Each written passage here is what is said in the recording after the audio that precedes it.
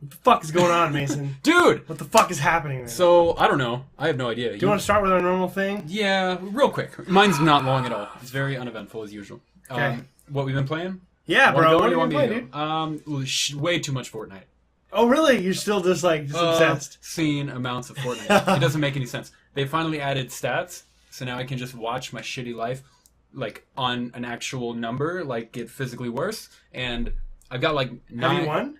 Oh, I've got 9 wins so far. Oh, Yeah, which like, isn't even good. I was like, fuck yeah, 9 wins! Better than me. There's like people on YouTube I've seen who have like 75 wins. They have like a golden umbrella. That's that they YouTube, fly bro. on. That's YouTube. And I'm just like, I'm not even there. Anyway, I'm not even on that level. I'm not even on your level. That like sent me down this crazy rabbit hole because like apparently a big part of it is audio, like having directional hearing, like where people are and stuff like that, which I've never had to deal with in a game because I've never played this kind of game competitively. But my current gaming headset doesn't have that. It's very shitty headset. I'm very shitty headset. And I'm quiet and I'm Is it an Xbox headset? It's a universal headset made by a company called Dream Gear. Oh, okay. No one's ever heard of. No one's dreaming of that gear? No one's dreaming of that gear, let me tell you. No, it has 0 directional hearing, so I need to go buy a new headset soon. I think my shitty stats will... I would recommend, though, I don't know if it's directional. I think it is, but I bought from Doug, they're not These, the little right? earbuds. No, not those. Oh. Those are good too, though. For my Xbox controller. It's Skull Candy. Uh-huh. I bought them from Doug. They're good. No, yeah, I've heard good things about Skull Candy. I don't know that it's directional, though. I haven't really paid attention. I did some research for, like, top budget headsets, because, like, I'm not in the market for a crazy expensive one right now. Yeah. You can spend unlimited amounts of money. Dude, like, if you want, like, Astro A50s, they're, like, $350, but it's like insane. the top tier of console gaming headsets for, like, competitive console players, which isn't really a thing, I didn't think. I thought when you became competitive, you just joined PC. Yeah. But that's like top tier console. I found the HyperX Cloud Stinger. HyperX is a pretty decently well-known company. It's like people rave about it as being like the best budget headset for like $80 or something like that. So I'll probably end up picking that up. But guaranteed has directional hearing to solve my problem, and just better audio all around for when we play, and like better mic quality and stuff like that. I always have an Echo, so hopefully it'll solve that problem too. Yeah, that would be. I mean, because that would be a problem if you can't. I feel like that's standard now in headphones. You would think. No. You would really think. In if you were to buy I have like an old pair of iPhone, dude, Kevin gave iPod me headphones that have directional. Kevin gave me not even iPod earbuds, like shitty generic iPod earbuds that have directional hearing. Yeah. And my headset does not. Man. They're not dreaming very big. They're over not there, dreaming of gear over there. Not dreaming of omnidirectional hearing. Dreaming of money. What have you been playing, man? So I have been playing a lot of different stuff. Playing Cuphead. Played a lot of Cuphead. Dude, Cuphead's so good. Isn't it fun? We played it a little bit after our last recording. I got to jump in, and you and I like defeated a boss together. Yeah, dude, you helped me beat a boss. It's so fast paced. You just jump in. Okay, just go. Like it's crazy. As soon as once you get the hang of it, you're like, all right, I got this, and then you die. Have you guys beat it yet? Fuck no. No, really? I'm so fucking stuck on all the bosses in this area now. You need my help, bro. I got past the complete first area. Mm-hmm. I played it for like 8 hours already. Jesus. That's how stuck I am. I played 2 hours on the same bosses. Damn.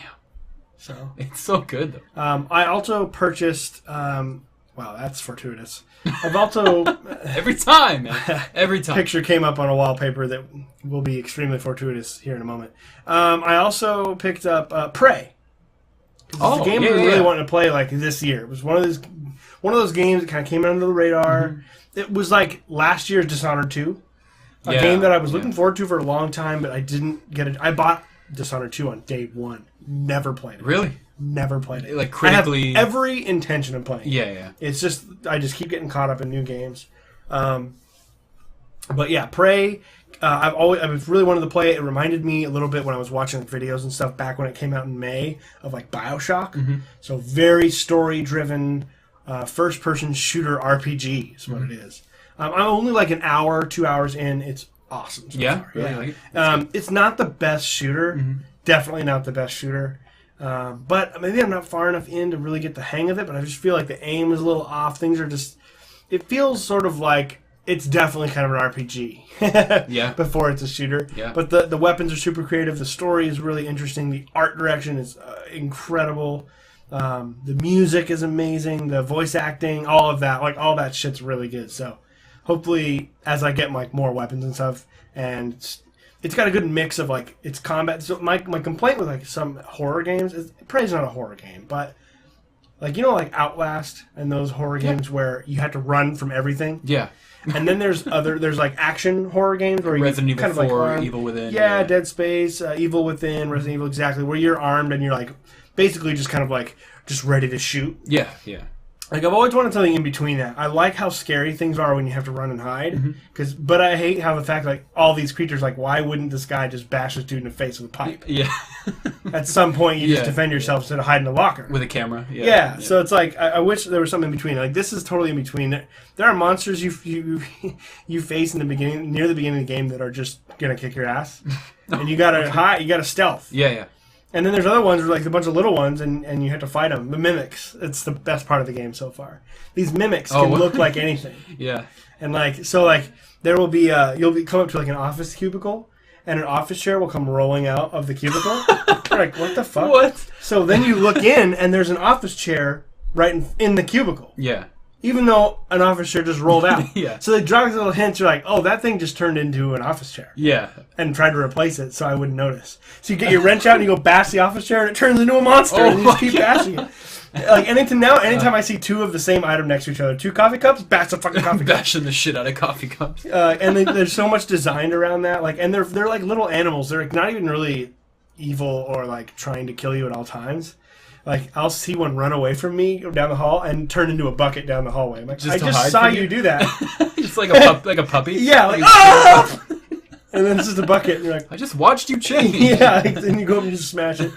So it's really interesting. There's a lot of stuff about the game that's very different from any other game I've really ever played. So, but I am not far enough to give any kind of like I have no. From what I remember, it was critically pretty well received, and then didn't do well financially. Yeah, it started to do better over time, but yeah, it didn't do super hot when it first came out. I don't think the marketing was very good. Yeah, yeah. No one had really seen it. So yeah, Warhammer, of course, still playing that, but not much has changed in that department. Not much has changed. Good. You still liking it? Oh yeah. I mean, you find things as you play a game for longer, like, I feel like this, like, the thing I'm noticing about Warhammer, both 1 and 2, I went back and played the most recent historical title, which is called Attila, with Tim, just for fun, because I've been in the mood to play a historical one as opposed to the fantasy one. Mm-hmm. And boy, the Warhammer ones, especially the second one, is way more streamlined.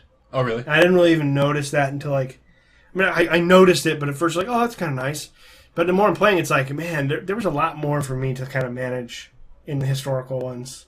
A lot more problems that arise, and a lot more kind of balancing of things, which can be annoying, but now that I don't have it, I'm realizing I'm kind of missing it. Oh, yeah. This is sort of like really dumbed down. Yeah. But it's still good. It's still really good. Fun. And it's a beautiful game. The graphics are amazing, and the battles look fantastic. So. Yeah. Real quick, funny story I meant to tell you about Fortnite. Just to kill off these first 10 minutes before I let you just go ham on everybody. No, actually, I want to hear a lot from you on that stuff. So, in regards to Fortnite, since it's all I've been playing, I got Cassie to play it. Yeah. She actually begged me to play it. She really wanted to try it. It's hard when you become good at a game to watch someone who's not great at the game play a game. It's very hard. It's extremely not hard. Even in a mean way. You just are no. You're just like, do that better. But they can't, because they haven't just learned the tendencies. No, absolutely not. I personally have played like 30 hours of the fucking game already. I don't know about you. The thing I've noticed the most about that when someone picks up a game that doesn't play a ton of games, they really struggle using both sticks, the camera at the same time. Yeah, and buttons. Move forward and down. Exactly. Move up. It's like forward and then this way, and then they look down and then they move. It's like unidirectional. You have to do it at the same time, like a real person does. But they don't get this controls camera, this controls body. But like, that doesn't come for naturally. her, the biggest part is moving and picking things up. So like moving and pressing X at the same time is super hard. So she has to like stop and like look down and then bam, just murdered. Join your stats, bro. No. What's really interesting is her style of play actually matches up really well with mine because they're polar opposites. So like me, if I'm playing, I jump out really soon, I find a really populated area with a lot of loot, and I rush people immediately while they're looting, and I get like 5 kills in the beginning of the game, and if I'm the last one there, I usually do really well. The way she plays, she waits till the very end, if you know anything about Fortnite or Battle Player Unknown Battlegrounds. I already forgot the name. Wow, I'm such a fucking charlatan. And you fly in a plane, or in Fortnite it's a battle bus, and you jump out, whatever, kill people. There's 100 people. But what she does is she waits till the end, like the very end. There's 1 second left where you can jump out, and she jumps out. Literally, there's no one near her for miles. She loots every little teeny shack near her, enough to find pretty decent loot. And then by the time she starts heading toward, like, because she'll stay within the circle throughout the game, and like sure. By the time she is now ready to engage, there's only like 20 people left. And when she doesn't see anybody the entire game, this happens every time, she gets to like the top 10 and then throws me the controller. Nice. And I just kill the last 3 guys and I win. We won 3 games in a row. That's awesome. That. It is absolutely insane. So like, it's the perfect. And it's cool. You get to like hang out with that person. It's a lot of fun. It's like the perfect play style though, because you have the patience and the looting, and then you just give it to me, and I'm okay at shooting people. So like, it works out really well. Would she kind of freak out when she's shooting? Oh, people? She loses her mind. If there's a person like she's aiming one direction, and there's a person, if she were to aim an inch to her left, she'll like fly up and like aim behind her and down, and like she'll jump around, and I'm like, what are you doing? And she's like, I get scared. I'm like, don't just aim at them. Like, what are you doing? But you know, if you haven't been playing games for fucking 15 years, that's like it's innate. But yeah, it's crazy. But yeah, I thought that was interesting. It seems to mesh well with her handling all the tedious things and just giving me the kill people part, and it works out really well. I thought that was funny. Yeah, no, that's awesome. It reminds me a lot of when I was a little kid, like when I was probably like 7 or 8. I would sit at the computer with my brother, and we'd play Quake. Yeah. And he would control the camera and move around. I'd have the mouse, and I had to shoot all the scary monsters. Oh, really? So he was like flying on jump pads. Oh yeah, with a mouse, like I thought I was like a fucking badass. They didn't really like to do it because they didn't get to play the game. You were basically like on the rail in one of those rail cart levels of like a Call of Duty game. Except for like the person controlling the rail was way better. Way better than the rail is doing like vertical. Yeah, it was all over the place, man. It was awesome. That's really cool. I was a little kid and I had the mouse. I'm like, ah.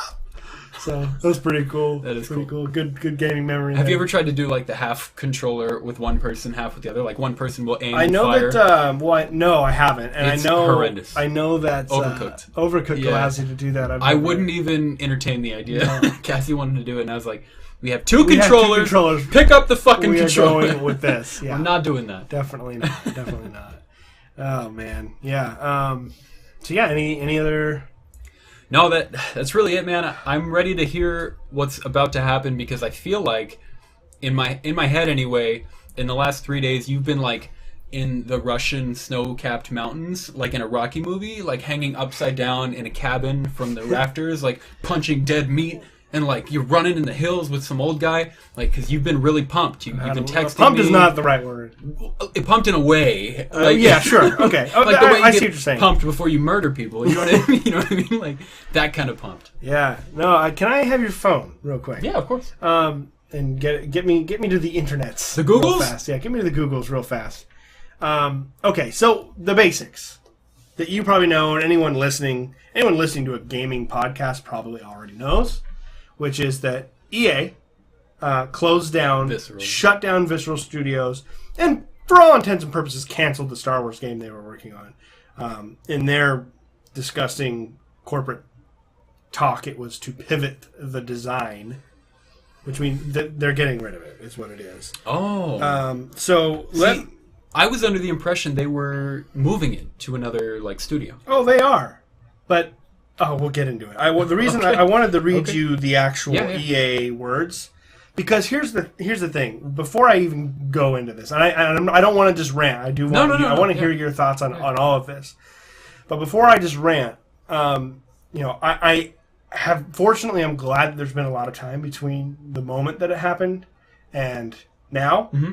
Because obviously for me, personally, and not just me, I think really for a ton of gamers and just for the industry itself, the closing of Visceral is a huge deal. Mm-hmm. Visceral doesn't just make a Battlefield game, right?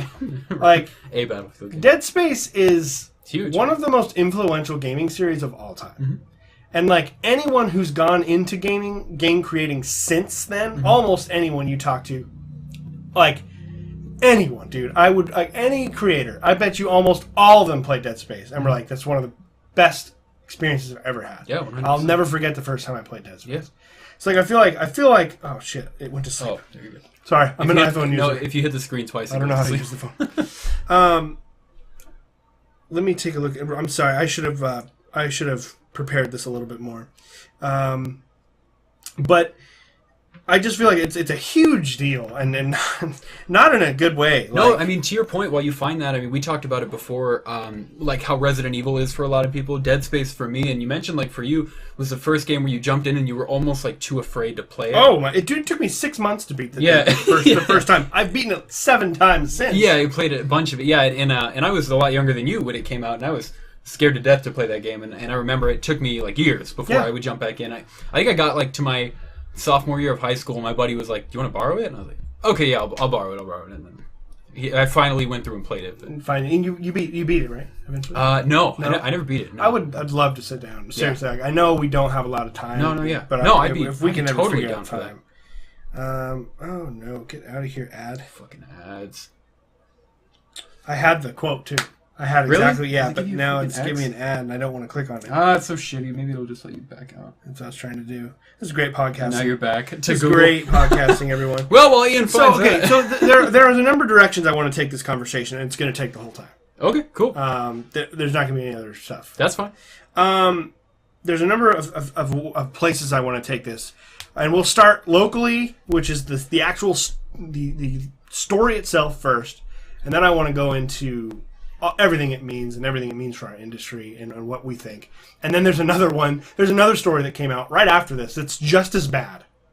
Oh. That we're going to get into after that. Please, and it all runs into each other. But I just kind of, obviously, I want everyone to know, though, I've taken these times to be as objective as possible. Because I don't want to be someone who just reacts emotionally. And obviously, like, closing down Visceral, man, that to me is like, if you're talking about movies, like, that's like Ridley Scott dying for me. Right. Or like, or if Bethesda Game Studios was closed down by Bethesda. Yeah, and that would affect you know what I mean? Like what? You know, or if I don't know, one of the main creators of Nintendo was like left, or like a big deal. I feel like a lot of people were like, "Oh yeah, it sucks." Yeah.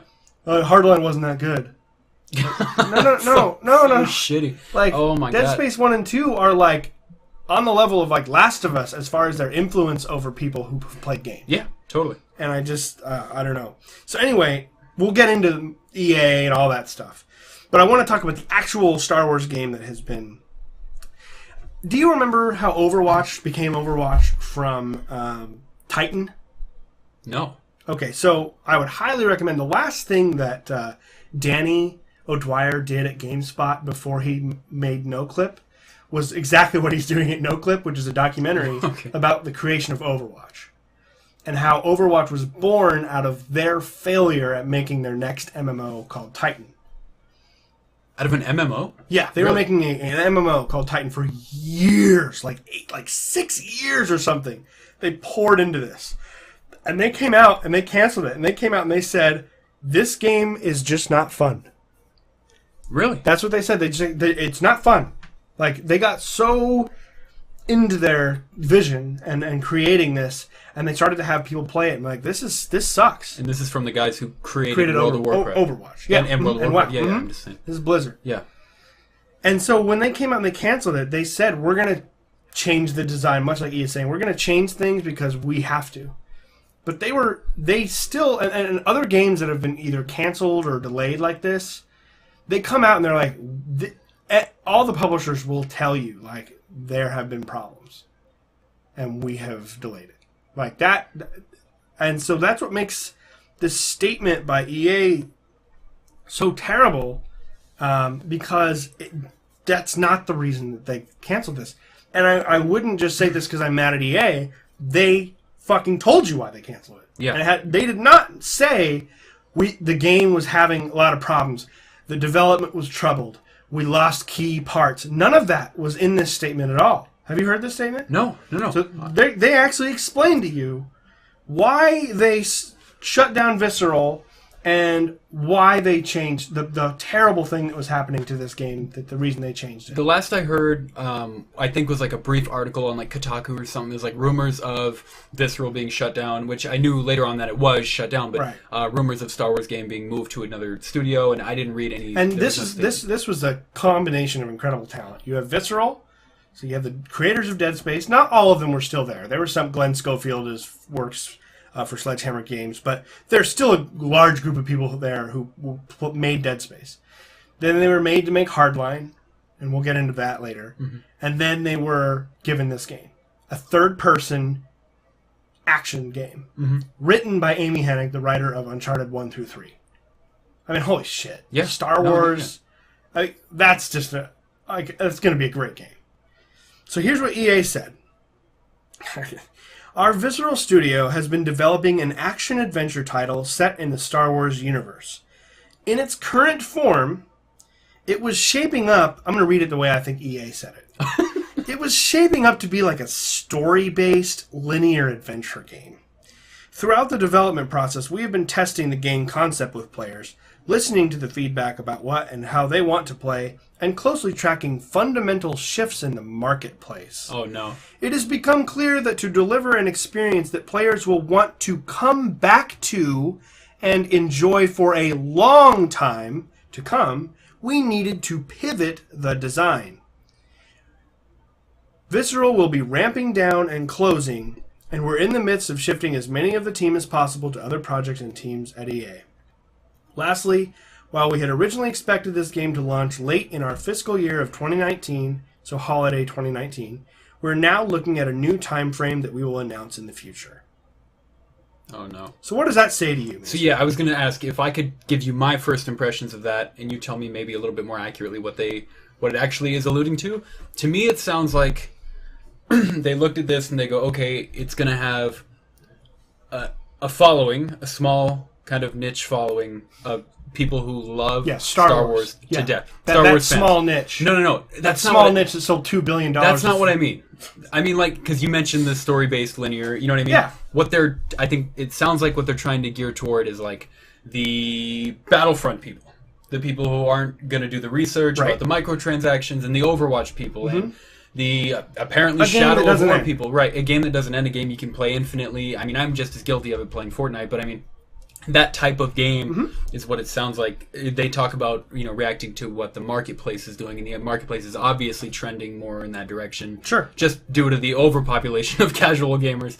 But, at least above more hardcore gamers is what it sounds like to me.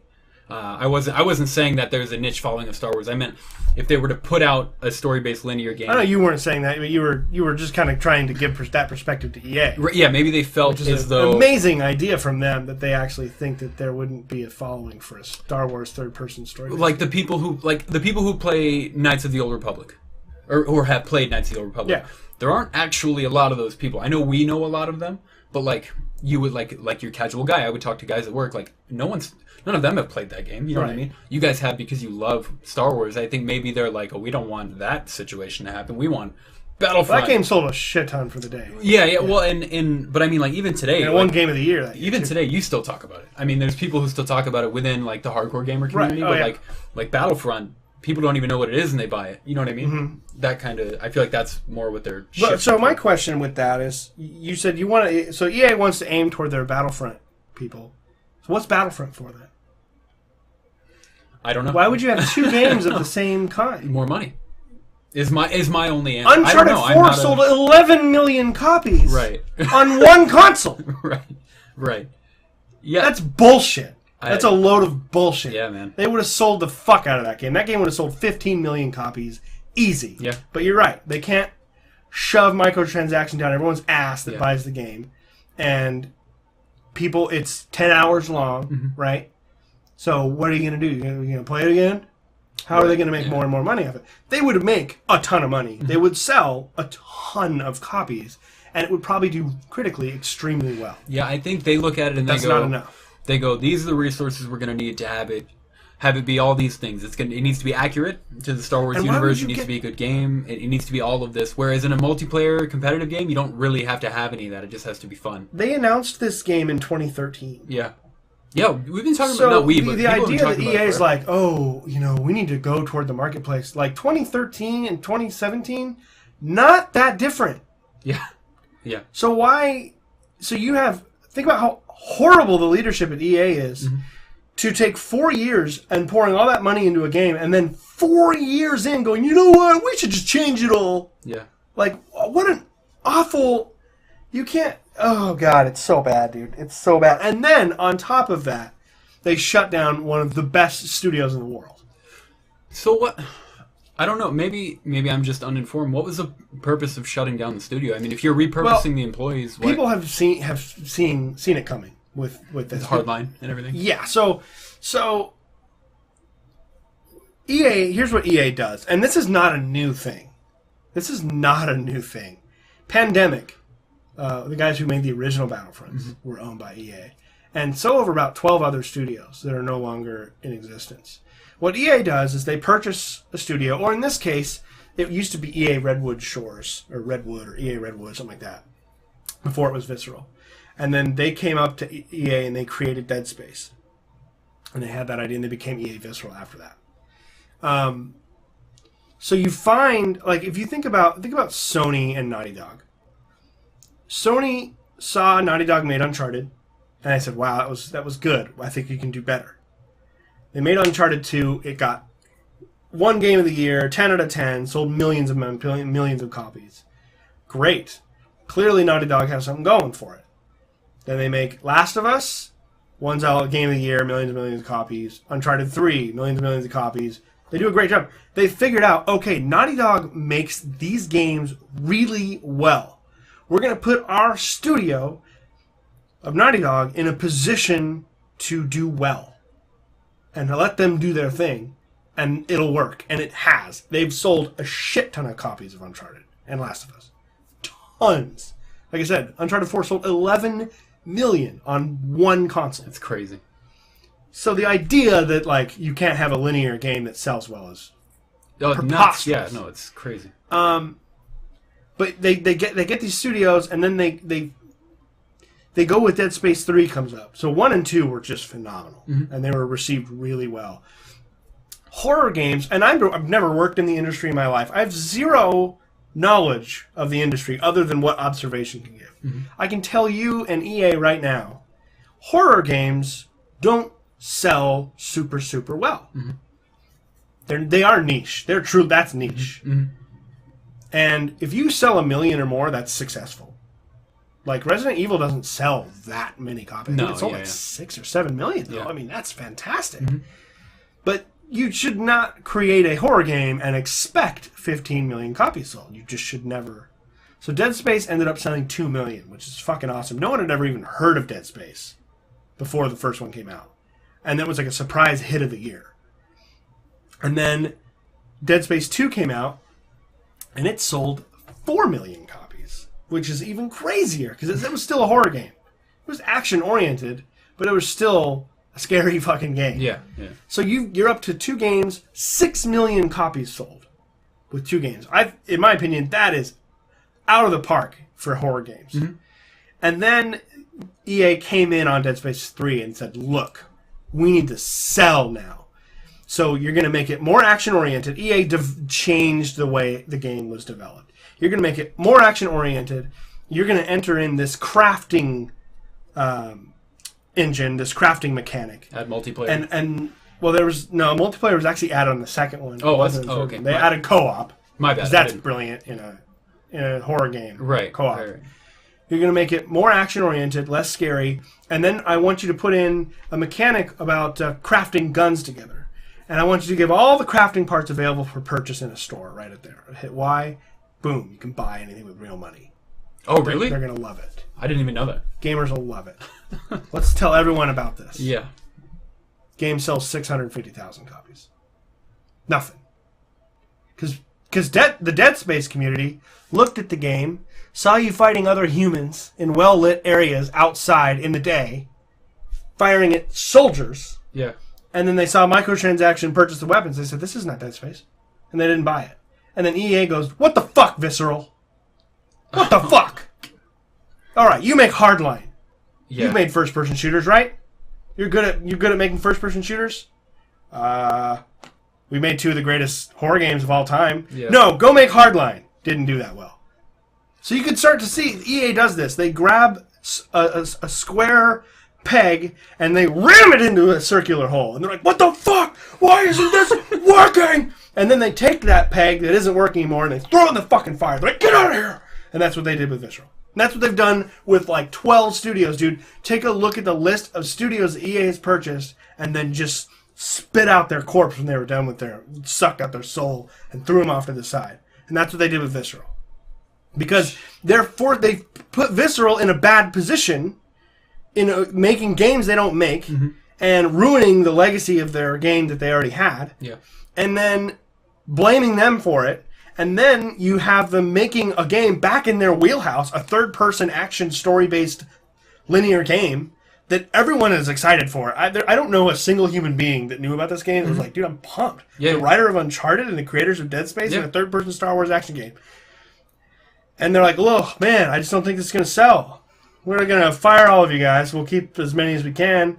Amy is in the wind right now. They said something along the lines of like, we're going to talk to her about what she feels about her position here. Has she made any statement? I think maybe. I haven't seen it. But I mean, they basically said "fuck you" to her because, like, she, this was her game, like her story. This was her story that she got to write. We're not going to see that because they're going to make some weird Star Wars Destiny game now, and I highly doubt that her character-based narrative story is going to work with some open world, shared world multiplayer shooter game that they're going to make this. And on top of all of this terrible shit, now they're delaying it. They've had the Star Wars license, they have it for 10 years, from 2013 to 2010. We've gotten one Star Wars game since 2013. One. We're going to have 2 in this year. Both Battlefronts. That's it. That's been their fucking use of the Star Wars license for games. 2 Battlefront games. Yeah. In 4 years. I mean that's a good segue into my next question. It's like, who exactly is going to take over the responsibility of developing what is now going to be... It's moved to EA Vancouver. Okay. They make FIFA. Oh, okay. So I'm sure they'll do a... I'm sure they're just ready to switch right over to a Star Wars shooter. Right. Yeah. So we'll see how they do. I mean, their single-player story, I heard, is very good in FIFA. So yeah. But I'm sure Amy Hennig won't mind moving to fucking Vancouver and working with a whole bunch of new people she's never met in her life. No, she won't mind. She's fine. Instead of the people that she's been working with for 4 years. And if you want to cancel a game, it's your right. It's EA's right to do whatever they want. It's their property. But just from a business standpoint, totally doing this more than halfway through your development cycle is just, it's some of the worst management, like just terrible leadership, like unbelievable that they would just scrap this shit into like coming into the last few years of its, oh god. And then I'm worried BioWare's next. Really? Think about it. What happens, what's the first sign of when a game or a game studio that's been either purchased or created by EA, what's the first sign that that's starting? Microtransaction. An underwhelming... Well, it starts with a game that was EA caused to not do as well, either by rushing it out or forcing in things that weren't part of the game. Well, Mass Effect. Yeah. Andromeda got pushed out with a bunch of glitches and problems, and I think there were microtransactions in multiplayer probably. But it wasn't that great, right? I mean, I enjoyed it. I gave it a 7. I thought it was significantly better than average. I enjoyed my time with it, but it's not Mass Effect 2. Right. And now they made BioWare Montreal a support studio. Yeah. There's 3 BioWare studios: Austin, Edmonton, and Montreal. So one of them is fucked already, and they've already basically destroyed one of their properties. So now we have the other one that Edmonton's making, Anthem. Yeah. So you better hope that does well, because if that's full of fucking pay-to-win bullshit like Battlefront is, no one's going to play it, because Star Wars Battlefront will do just fine because it's got Star Wars on the box. Right, yeah. So it's going to sell probably 15+ million copies. But Anthem, a brand new IP with the way EA's been running things, probably not going to do well. So there's 2 the 2 sinkers for BioWare. What's going on with you, BioWare? That's when the EA is going to start looking at you, and they're just going to crack them and throw them out. Because that's what they do. That's how EA works. They just destroy everything that they touch. And I'm done buying EA games. Just done. In general. I'm not a customer of that fucking company. I'm not buying anything they ever make again. I mean, now... Madden, all of it. I'm done. Dude, all we would need is 5 million more of you to do that, and they would notice. You know what I mean? It's like, that's my problem, is like... I mean, I don't care if it doesn't get... I don't expect it to get fixed. No, I know. I just... And I want to be... I have been getting emotional. I want to be objective. I'm not saying that there weren't problems with the game that was being made. Maybe there were. But in most other cases that I've seen of games not doing well, development-wise, they kind of mention it. They don't, like, just throw their team under the bus. They just suck. This game is terrible. But they usually are like... there's just been a lot of problems. We've lost some key components. Things aren't moving the way that we want them to. Like, those are the kind of phrases you hear of, like, the development is rough. It's not going well. We're pouring money into this thing. They didn't say any of that. They just said we need to adjust to the marketplace. What's weird to me is while you're reading that statement of how they mentioned it becoming a linear storytelling game. It was like they thought it was a bad thing. Yeah, absolutely. They're like, this isn't what we expected. It was like it was a surprise. Yeah. You go get Amy Hennig, the writer of Uncharted. One of the greatest third-person storytelling games ever created. And then you go get a Visceral, creators of a third-person linear story game, horror games, Dead Space, and you put them together and you're like, what is this single-player shit you guys are making here? So you're doing like a Destiny thing, right? Yeah, is that like a thing? Where's the... Yeah, what's going on here, fellas? It's been 4 years. You're on our clock. So I'm tired of your shit, Visceral. Do you think Shut down. Do you think that's what it was? I mean, they just came in this point in production. They were like, wait, this isn't what we wanted. I don't think it was like an instant change. I think that they said they're adjusting. I think they're seeing Destiny. I think they're seeing Call of Duty. I think they're seeing all of these games. Division. EA doesn't really have that platform game as a service thing. Yeah. And they're seeing that they make a fuck ton of money. Dude, they're even seeing from their own studios. EA, like Vancouver, FIFA, they created that Ultimate Team. It's like the card game, sort of like a digital card game where you can buy packs, and like the better cards you have, the better team you have, and you can go take your made-up team against another person's made-up team. That's all. That shit I heard, I was reading, it makes them, I heard from Game Informer, it makes them $800 million annually. Because FIFA's a worldwide game. Dude, that game sells more than like any other game in the world because it's a worldwide sport. FIFA sells... Jesus. More than any game in like every country in the world, basically. Because they added Gwent. They added FIFA Gwent. And you can buy, and they make $800 million. So yeah, no, you're not going to make $800 million from a third-person story game. And apparently that means it's not worth shit. And neither are the lives of all these people that work for you. Now, they did say they were going to move, but who fucking knows? They could literally move 2 people from Visceral into EA and tell us they're moving people from Visceral. Yeah, we're transitioning employees into the blah, blah, blah. I hope everyone from there walks away and they take their money with them and their severance package with them and they start their own studio and do what Ninja Theory did and make a fucking Hellblade. Mm-hmm. I'll buy the fuck out of that game right now because I am so done with EA, dude. I am so fucking done with EA. I can't. Yeah. Can't handle it. I can't handle that shit, dude. And people are freaking out. Oh, it's the end of single-player games. Look, we still have great single-player games coming out. Horizon's here. Yeah. Well, Sony, we can rely on fucking Sony, right? Sony is saving the goddamn day right now. And Bethesda. Mm-hmm. Bethesda's making Prey and Dishonored, and they're making fucking Elder Scrolls, Doom, and Wolfenstein, and Doom. Like, they are making... I am going to buy every one of Bethesda's games. I'm buying Wolfenstein now, because I'm not buying Battlefront, and I'm not buying Shadow Warriors, 2 games down. Yeah. So I'm definitely going to buy Wolfenstein, probably a few weeks after it. I really want to play that, too. Have you played the first one? You got to play the first one. No, and we talked recently about how I haven't played... It's been so long since I played like a linear first-person storytelling game, and like a first-person shooter. Definitely don't play the sequel without playing the first one. Really? Oh, yeah. It's a story-based game, man. Okay. It's definitely not pick up and play. I mean, maybe they do a good job, but the first one was awesome. I will. I'll try to get my hands on it. It's like 10 hours long. Yeah. So I don't want to overreact. I don't want to sit here and say single-player gaming is dead. We still have CD Projekt Red out there making incredible games with opposite of microtransactions. They give you DLC for free. And a thank you note in their fucking case. So I'll buy their game day one. I'll pre-order the shit out of their game. And honestly, another one I'll give props to, even though they are not great, is Ubisoft. they have a little bit of everything. I mean, they have Division and Rainbow Six Siege, but Assassin's Creed Origins came out after all this happened. Someone took a picture of a Bayek, the main character, talking to a guy at something the bazaar, the shop, and people are like, oh, "No, there's microtransactions in Origins!" They freak out, rightfully so. Yeah. And the Ashraf Ismail, I think is his name, the director of Origins, came out and said, "No. We've developed a system within the game's economy.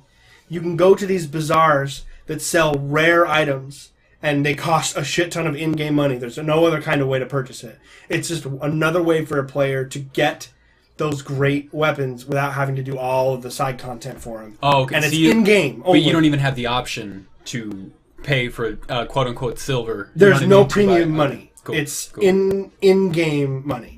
There's no multiplayer at all in Origins. So I'm going to pre-order it.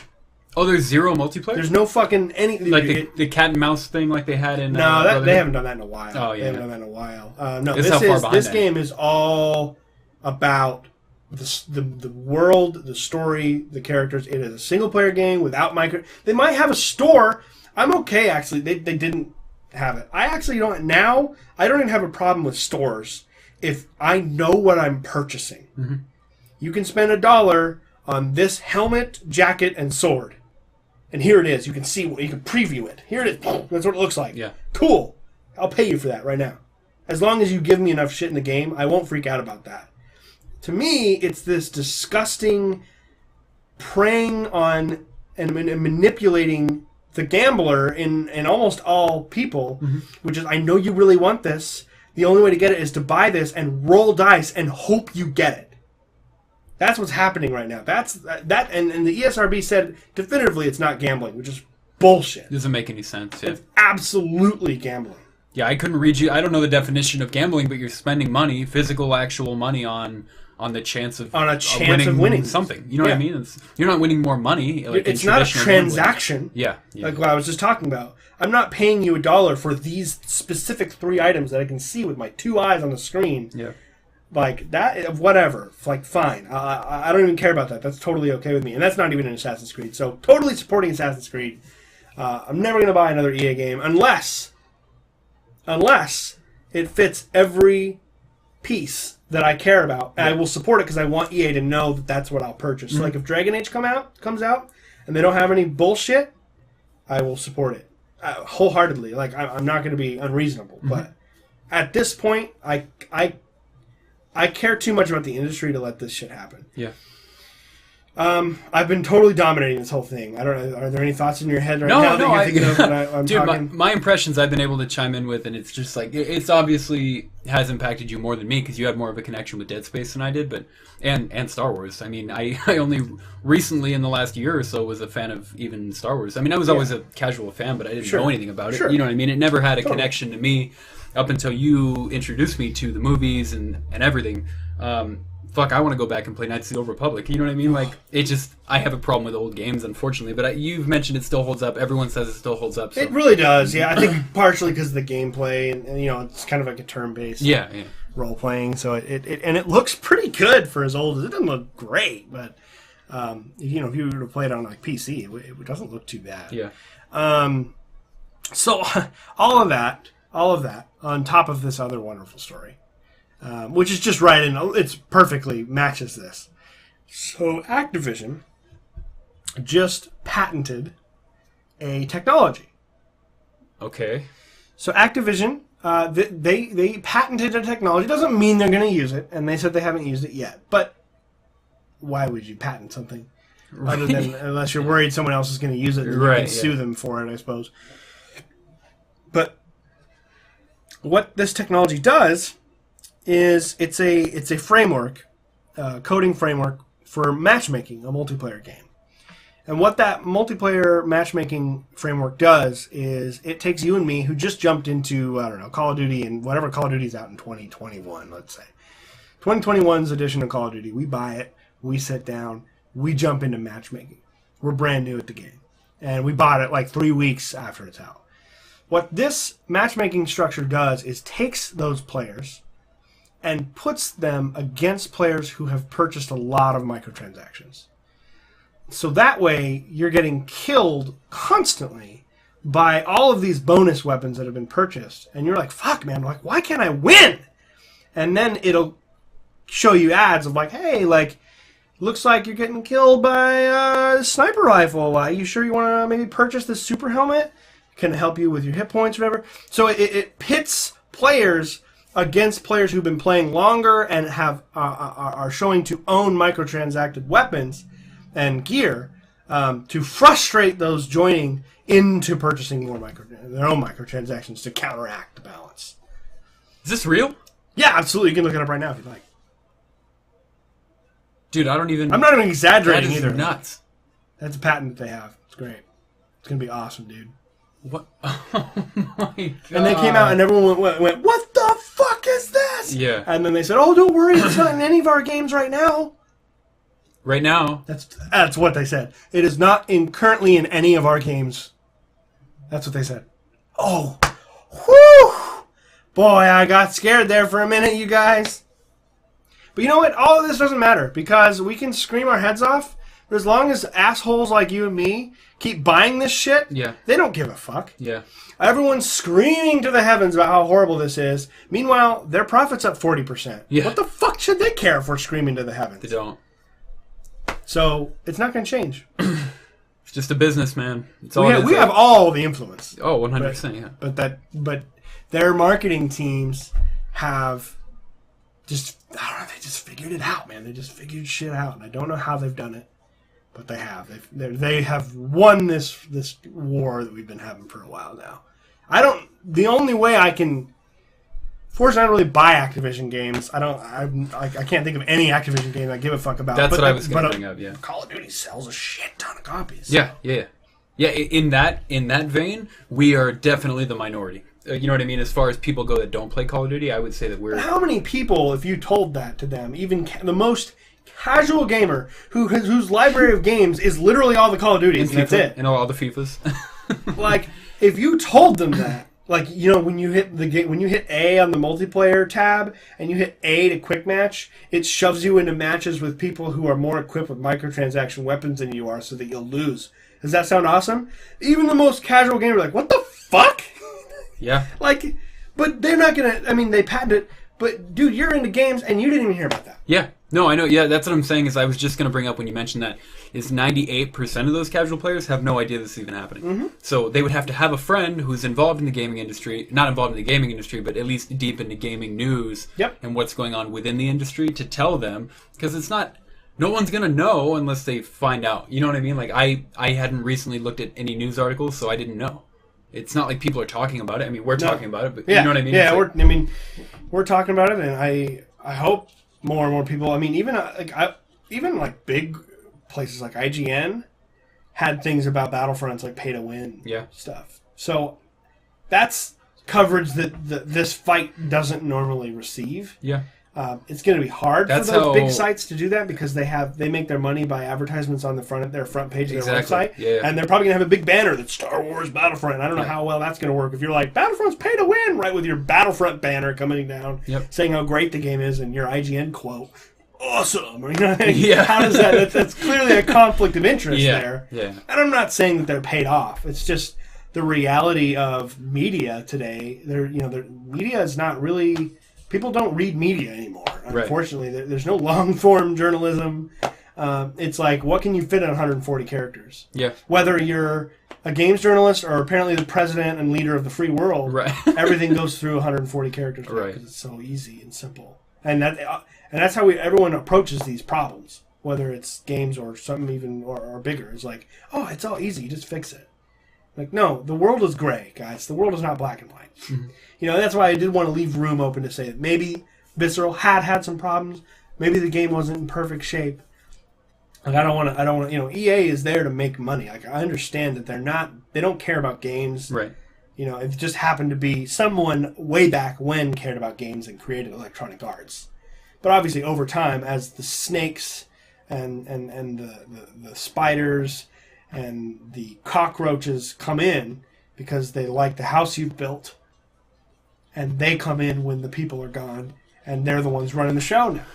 And I guess that was always my thought, is like, you had EA, who you knew just wanted the money, and you knew that they're a business and they have the right to do that. But then you had these other studios like Visceral, who I thought, like, that was their job, was to kind of provide for the other group of people who didn't want to play. And EA's not. That's the thing. You're right. Because game development's really expensive, and oddly enough, the stuff that's causing it to be expensive is not just the hours it takes, but you have to pay for all these marketing teams that are just awful. Generally speaking, all these marketing people are just disgusting. Yeah, they're terrible.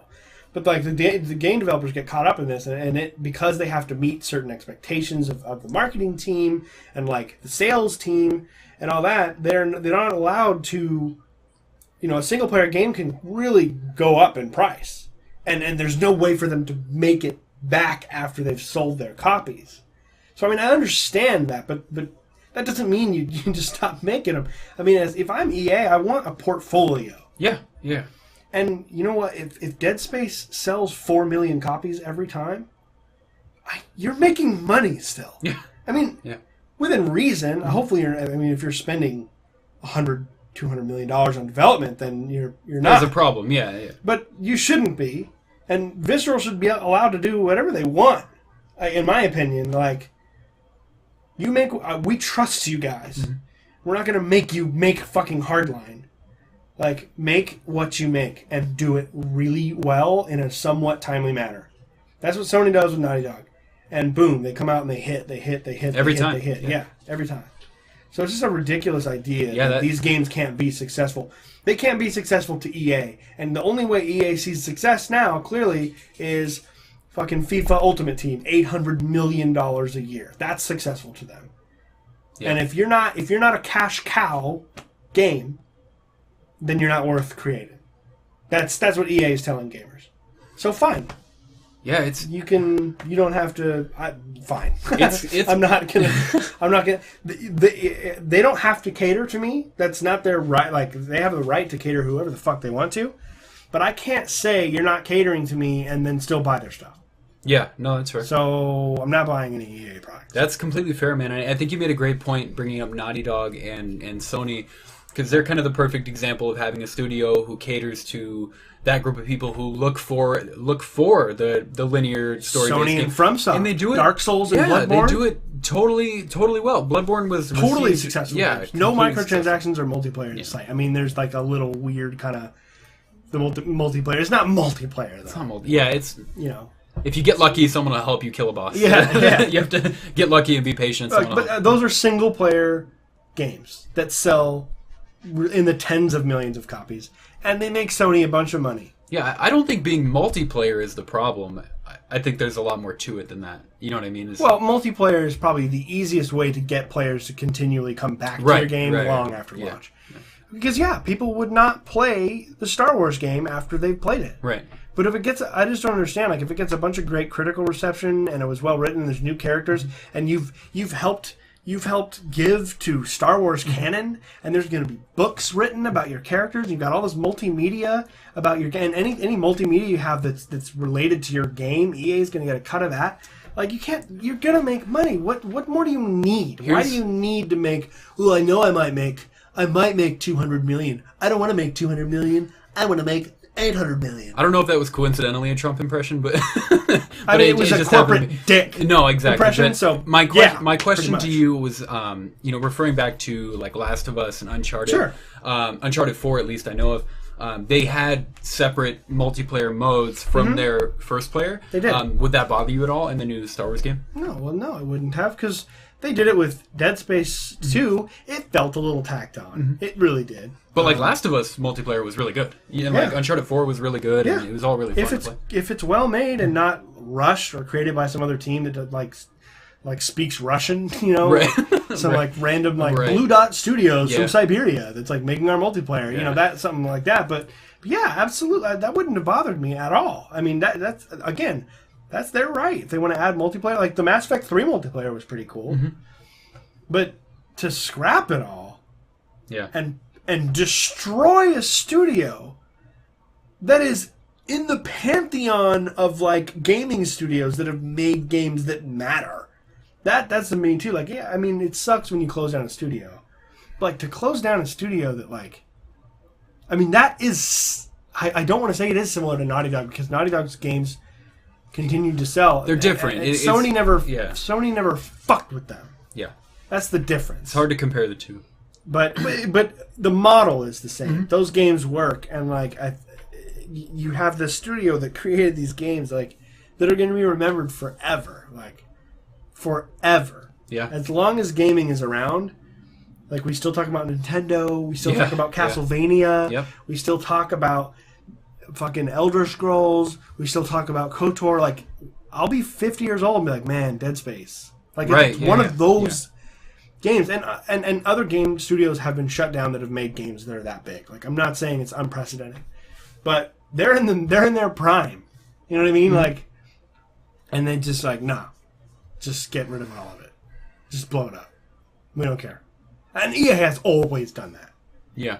You know, I remember when they bought BioWare, everyone was going no, because they had destroyed studios before, and then I gave them a little bit of credit there. There was that like 4-year blip on the radar where EA was responsible for Dead Space, Dead Space 2, Mass Effect 2, Mass Effect 3, Dragon Age 2, Dragon Age Inquisition. Like all these good single player interesting games that I really, really liked. That was all EA too. Right in there, but apparently those games, they're looking back at those going, ugh. Those were not our best years, Mason. Right, like, yeah, they were. wait, back here, question. So, yeah. That's I'm crazy. sorry I really dominated that episode, man. No. You've made it a point for the last like week that we were gonna talk about that, and I'm glad we did. And I know a lot more about what's going on now, and I was unfortunately uninformed on the entire situation. Check some stuff out. We can talk about it more next week. Yeah. I'm sure there's gonna be more fallout from all this. Yeah, and I'd like to hear, what is her name, Kim? From the Naughty Dog studio, who is moved over to the game, Kim Hennig? Amy Hennig. Amy Hennig. I'm sorry. Okay. Yeah, Amy Hennig. I would like to hear a statement from her. I don't think she knows what she's doing. That's the thing. Is I'm like, have they? And even, this sucks have because they she even kind of told like her? lost her position at Uncharted to go do this at Naughty Dog. Yeah. Like, well, like that wasn't like the cleanest break. Mm-hmm. You know, Uncharted 4, she was going to finish up that story, and she ended up leaving, and they did it, and like it was kind of weird. Well, they did do a really nice kind of homage to her at the end of Uncharted 4, like in the credits and everything. Oh, yeah. It didn't seem to be like... I don't think they hated each other, but I don't think like it was... a Konami it wasn't situation, like a great, like, I'm going to leave You're now. totally right. There was something weird going on, and it was a lot of rumbling. Somewhere between like best friends and a Konami, like... Because she didn't write Last of Us. Yeah, you're right. You know, that wasn't... She didn't write that, so there was that gap, and then she got Uncharted 4, and then didn't. She lost that, and then she goes to... She's like, great, I just found another, like, legendary studio in Visceral, who's had some rough times with Hardline, but, you know, here we are again, and let's do this, and they start making this game, and they get 4 years of your life. So 2013. It's like, remember what you were doing in 2013. And you spent all your time from 2013 to now, and your boss comes and goes, you know what? I don't like what you've been doing this whole time. Oh, my God. We're going to fire everyone you know and have been working with for the last 4 years, and we're going to pivot that design. Ship you off to Vancouver. if you want to go there, I mean, we don't really need you. Yeah. Oh, man. You know, you just write good stories. We don't really care about that. I can't sell a story into pieces. Maybe they'll make a Dead Space 4 now that Visceral's dead, and there'll be like a thing where you can walk through hallways and you can purchase like scare moments. Yeah. It's like if you don't want it to be too scary, you can purchase action moments, and it's like customized for you. And for the price of a cup of coffee, you can buy scares in your party of 4 people. Yeah, party of 4 people. Like, if you're not scared enough, like $4.99, you get the jump scare package. Jump scare, the season jump scare pass. There's the way to make money. That's the way to go, man. It's the way to go. Thank you, Visceral, for everything you did. I love you guys. Hopefully, none of you are hearing this, but I've been wanting to reach out to them. I went on to like Twitter and I went on to like Facebook. I'm like, oh my God, I'm so sorry. Thank you for everything. I love you so much. You have helped create me of the gamer I am, and like, you know, top like 10 games of all time. Dead Space and Dead Space. I don't think you're going to be the only one telling him that, but I also don't think there's. It was really funny. Actually, I went onto Facebook. I went onto EA's Facebook to yell at them because I was so mad. And then of course, there's nothing about what happened. Facebook. Of course. So there was a FIFA ad, like, best goals of the week in FIFA 17 or 19 or whatever it is. And I went in there and all the comments were, fuck you, EA! You shut down Visceral! All these pictures of Dead Space and like, it was great. I don't know if I agree with that being the best method of expressing. But that's the thing. There was no way to do it. No, there's no method. I agree with you. People needed an outlet. They wanted to talk to someone. They wanted to be heard. That's what I was going to say. They were confused and they were angry and they were upset and there was nowhere to go because EA's like. There's not like EA posted a forum and they were like, let us know what you think and like email us here. There was the stuff on like there were the forums on the Battlefront, like for the beta. Yeah, but someone else created those forums. You know what I mean? Yeah, and like those were like EA moderated, and we went in there and went, "This is terrible." And they're like, "Oh, it's okay, but you can buy these boxes." Oh man, well, that hour went really That's fast. An hour, man. It did. I'm sorry for being so negative, everybody. Man. This is like this is like one of the hardest weeks I can remember. Like for as a gamer, like I've been really. It's a negative topic, man. Yeah, and there's a lot of other negative shit going on, like not gaming related. It's just really hard. It's like gaming is my exit from. Yeah. My exit from all the orange-haired motherfuckers in the world, and I'm just like, man, like. But people have to know. Now I can't even escape that. Like everywhere I go is politics. Exactly. Yeah. People have to know what's going on, and they have to pay attention. And they have to react to it. Like you talked about, we're the only people who are going to change it, and unfortunately, we're not going to. Is how I feel about it. Yeah. I mean, we can. It's happened before. We totally can. But... I mean, the game industry has crashed before. Yeah. 1983, man. They flooded they took the audience for granted. And they flooded the market with shit games that took no time to make and that were cost effective. And everyone went, these are all terrible. And literally everyone stopped playing video games, and the whole economy crashed and they had to restart. So it's people. There is a limit. There is a limit to this, and eventually, like if this doesn't change, I think in years from now, that's gonna happen. I really feel like. For me, like if Dead Space 4 does come with a jump scare $4.99 pack, like it makes me just not even want to play video games. Yeah, no, I agree with you. I agree with you. I'll just go. I got a lot of shows to watch. Yeah, I'm just gonna go watch these shows so I don't have to deal with this. Exactly. Yeah, because I don't have that escape anymore because it's all just advertisements and microtransactions and multiplayer. I agree with you. Yeah, and again. Yeah, it's such a deep topic to do. I mean, we could talk about it for fucking. We really could. 4 hours. So, and if you want to, man, like I said, I feel like I kind of railroaded you in this episode. So, like, check out the people that we watch, like Joe and Jim and all those. Anyone else you want that you might watch, get other perspective. Hear people that disagree with me. I'm sure there's people that disagree with me. I definitely would like to see some opposition to all this. You know, maybe everything I'm thinking is wrong, but. You know, it's I don't know about that, but it's possible. I'm open to being corrected. No, man, but no, you were obviously more knowledgeable on the entire thing. So I will take a look in some more media outlets and stuff and find some more information on it. We can talk about it. Has some great stuff on it. Oh God, I'm sure he does. And, we can talk about it a little more next week. You know, we won't spend the entire episode next week. No, we'll do way less. Mm-hmm. But I felt like there really was nothing as prescient as this. No, I agree with you. I agree with you. All right, so we will catch you guys next week. I hope everything is better. Man, that was quick. Yeah, it did. Dude, I mean, I was going 90 miles an hour all the time, so it makes sense that we got to the end faster. My head hurts. And hopefully next week we can just talk about video games. Yeah, man. As opposed to a bunch of fucking silver spoon assholes who don't play video games ruining our gaming. Yeah, and hopefully by then, or even by the time you're hearing this on Tuesday, there will be some at least positive updates in the whole situation as far as Amy goes and her future. Yeah, maybe Amy Hennig. I don't know what she's going to do. And the rest of the employees there. I mean, not even just her. Yeah, everyone there. And everyone who's dedicated their life to that studio and those games. And hopefully it all goes well for them. Yeah, absolutely. Especially in this time. Like, we're going to dump you off right before Christmas and Thanksgiving, guys. Yeah. Not even to consider it's the holidays. I mean, hopefully EA gave them a good severance package. Or at least token for some free loot boxes and Battlefront. Yeah, they definitely gave him tokens for free loot boxes. Yeah, free copy. 100%. Oh, yeah. Maybe 50% off. 50%. We don't want to get 50%. We don't want to go too far. We need those sales still. It's stressing me out, man. I'm sorry. Let's start our weekend. All right, let's go start our weekend. Thank you so much, everyone. Thanks, everybody. Hey, shout out to all the new people. You guys boosted a little bit on Facebook, and it got us a lot of new followers. A bunch of followers on Facebook. My boy Nick Stachel, he's been a friend of mine for a long time. Actually, I saw Nick. Yeah, I've known him since high school. He's What's up, he's a Nick? good dude, man. Shout out to you, Nick, and the rest of you who are new to Zero HP podcast. Feel free to backlog some of these podcasts. We've been doing it for fucking 32 now. 32 is episode. Yeah, this is 33. That's crazy, man. Yeah. So. And I used the hashtag for the first time in my life. How'd you feel?